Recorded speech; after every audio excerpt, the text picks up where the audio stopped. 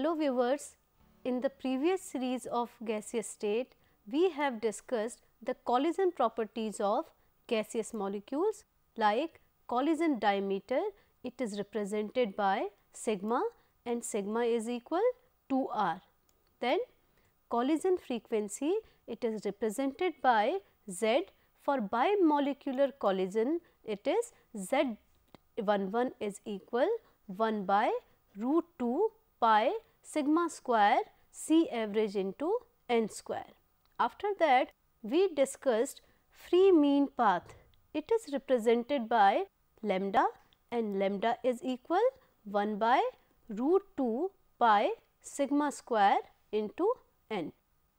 Now, in this lecture series of gaseous state, we will discuss the liquefaction of gas, then the methods of liquefactions. After that, we will also discuss the application of gas laws in daily life. As viewers, you know there are three states of matter: solid, liquid and gas. Let's discuss some kinds of phase transition. Like solid phase changes to liquid, this phase transition is known as melting. Example is melting of ice. Another phase transition is sublimation. Sublimation is conversion of solid phase to gas. Very good example is sublimation of dry ice. Now, another phase transition is when liquid state changes to solid state. This type of phase transition is known as freezing. Example is freezing of water or liquid metal. Now, vaporization. Vaporization is conversion of liquid phase to gas, like evaporation of water or refrigerant. One more phase transition, when gaseous phase changes to liquid, this type of phase transition is known as liquefaction. Its very good example is formation of dew. One more phase transition, that is deposition. Deposition is conversion of gaseous phase to solid is deposition. Very good example of this phase transition is formation of snow and frost. So, let us start with liquefaction of gases. Liquefaction is a process, as I told you before, that liquid phase changes to gases. So, liquefaction is a process in which a gas changes into liquid state, and it is very important for scientific, industrial and commercial purpose. So, gases can be liquefied by lowering the temperature, that is by cooling. We can convert gaseous phase into liquid state. Second, we can increase the pressure, that is known as compressing. So, what happens under high pressure and at low temperature, the kinetic energy of the gas molecules decreases. So, as a result, the molecules come close to each other and ultimately the gas changes into liquid state. Compress the gas at temperature less than its critical temperature. By this process, we can convert gaseous phase to liquid phase like this. These are gaseous molecules at low temperature and high pressure. These molecules come closer due to kinetic energy there decreases. So, due to decrease in kinetic energy, these gas molecules come together and this is known as conversion of gaseous phase to liquid phase. But some gases like carbon dioxide, helium, hydrogen, nitrogen and oxygen, these can't be liquefied by the application of pressure only. Andrews in 1863 demonstrated that for each gas there is a certain range of temperature, that is known as critical temperature. It is a temperature above which it is impossible to liquefy the gas, howsoever pressure is applied. For liquefaction, each gas must be at or below its critical temperature. Here is a figure for you. This figure is for isotherm of carbon dioxide. Let us check. Critical temperature of carbon dioxide is 31.1 degree centigrade. So, it is impossible to liquefy the carbon dioxide gas above 31 degree centigrade, no matter how high the pressure is applied. And below this 31.1 degree centigrade temperature, the carbon dioxide can be liquefied into supercritical fluids, while above 31.1 degree centigrade, it remains in gaseous state. We have discussed in it previous lectures. Let us discuss how can we liquefy the gas. We can liquefy gas as if we make gas to work against its own internal forces by causing it to lose energy, and they will easily liquefy. Second, if we make the gas to do work against an external force causing the gas to lose energy, and easily gas will liquefy. So, there is liquefaction temperature for some gases here. N-butane liquefies at minus 0.5 degree centigrade, propane liquefy at minus 42 degree centigrade. The liquefaction temperature for ethane is minus 88 degree centigrade, and for methane it is minus 161 degree centigrade. For air, the liquefaction temperature is minus 195 degree centigrade, while for hydrogen gas it is minus 253 degree centigrade. Now, let us discuss the application of liquefaction. The liquefied carbon dioxide gas is used as soda fountains, while liquefied oxygen is used in hospitals for patients suffering from breathing problems, while liquefied chlorine is used as a good disinfectant and bleaching action. Liquefied nitrogen gas is also used as a refrigerant, and liquefied hydrogen is used as a rocket fuel. There is very good example of liquefied gas. It is liquid natural gas. Let us discuss its advantage.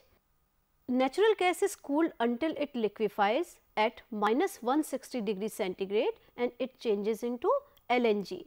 So, LNG is a colorless, odorless and non-toxic gas. The volume of natural gas reduces to 600 times. So, finally, it is safe to transport and store. A very good advantage of LNG is environmental advantage. By LNG, there is no production of ash, no sludge production, no hazardous waste is produced. The particulate emission are approximately 95% less than burning coal. Now, let us discuss the methods of liquefaction of gas. Gases can be liquefied by cooling and by using Joule-Thomson effect. Let us discuss the methods of liquefaction of gases by cooling. So, by using the freezing mixture, we can liquefy gas. A simple method for producing lower temperature than ice is to add various salt to ice. So, addition of these salts to ice results in melting of some ice and temperature decreases. The melting of ice and dissolution of salt both are endothermic processes, and hence the temperature of the mixture is lowered up to a temperature when the solution becomes saturated with respect to both salt and ice. So, there are some examples of freezing mixtures here. By addition of common salt to ice depresses its melting point much below 0 degree centigrade. It can decreases to minus 22 degree centigrade. Freezing mixture of ice and calcium chloride .6H2O produces temperature as low as minus 55 degree centigrade. Freezing mixture of ice and ammonium chloride produces temperature as low as minus 16 degree centigrade. By using a mixture of dry ice and ether, temperature is minus 80 degree centigrade can be obtained. And the freezing mixture is a mixture of solid carbon dioxide and ether. So, it evaporates under reduced pressure could produce a temperature as low as -100 degree centigrade. This specific freezing mixture is known as Thilolier mixture. Faraday in 1823 succeeded in liquefying a number of gases such as sulfur dioxide, carbon dioxide and chlorine by this method. Because of very low critical temperatures, however, some gases like oxygen, hydrogen and nitrogen could not be liquefied by simply method of liquefaction, that is cooling. So, here is a diagram for you. This is the mixture of ice and salt. This is freezing mixture and the gas is produced here, and when it goes here, this is a V tube and gas is liquefied due to low temperature. So, this is Faraday's method of liquefaction of gases. Let us discuss the Linde's method of liquefaction of gases. Linde in 1896 liquefied air by using Joule-Thomson effect and regenerative cooling technique. So, before going into detail about this process, it is essential to understand first the Joule-Thomson effect and regenerative cooling technique. So, let us discuss what is this Joule-Thomson effect. If a gas is allowed to expand through a fine nozzle or a porous plug so that it issues from a region at a high pressure to a region of low pressure. So, there will be a fall in temperature of the gas provided the initial temperature of the gas should be sufficiently low. This phenomena is known as Joule-Thomson effect. The reason of cooling is that when the gas expands from a region of high pressure to a region of low pressure, the molecules fall apart from each other. So, therefore, work has to be done in overcoming the forces of attraction between the molecules. This is done at the cost of kinetic energy of the gas as the system is thermally insulated. Consequently, the kinetic energy decreases and cooling takes place. Let us discuss what is inversion temperature. If a gas is allowed to expand under Joule-Thomson effect, for each gas there is a temperature below which the gas experiences cooling and above which it experiences heating. This temperature is known as inversion temperature and the symbol for this is Ti. The relation between inversion temperature and van der Waals constant is Ti is equal to A by Rb, or you can write it as 27 by 4 Tc. Tc is the critical temperature here. For most of the gases, the inversion temperature lie well within the range of ordinary temperature. Hence, these gases experience cooling on expansion under Joule-Thomson effect. Hydrogen and helium have very low inversion temperature, that is 193 Kelvin, it is -80 degree centigrade, and 33 Kelvin for helium, that is -240 degree centigrade. So, hence at room temperature these gases show heating under Joule-Thomson effect. But if the gases are cooled to their inversion temperature, these gases also experiences cooling. Let us discuss the Linde's process of liquefaction. In Linde's process of liquefaction, the pure and dry gas is compressed to about 200 atmosphere pressure and cooled by passing through a pipe cooled by a refrigerating liquid. Now, this cooled and compressed air passes through a spiral tube with the jet at lower end and escapes, though the jet resulting a considerable drop of temperature by Joule-Thomson effect. This cooled air passes up, cooling the downcoming air in the spiral, which is further cooled by expansion. The upcoming air is again compressed and recirculated till it get liquefied. Here you can see by this flow chart, pure dry air gas is compressed to 200 atmosphere, then it is passed through the cooling unit for cooling. Now, this cooled and compressed air is passed through a spiral tube, and at the end of the spiral tube there is a jet, due to which free expansion at the end takes place. So, finally, when the gas expands, the gas cools and liquefied. So, this is Linde's process of liquefaction. Here is a figure for you. As you can see that this is pure dry air inlet, this unit is compressor, this compressed air is passed through refrigerating liquid. So, this is cooling unit here. When this compressed and cooled air is passed through this spiral tube, this is spiral tube, and this chamber is known as expansion chamber. As you can see, at the end of this spiral tube there is a valve that is known as expansion valve.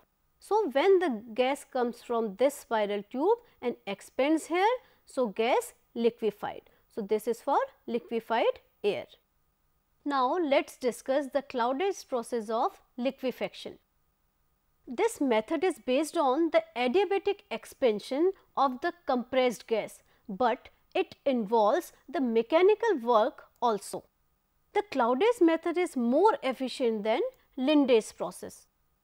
The gas is subjected to Joule-Thomson expansion, is also made to do mechanical work by driving a piston.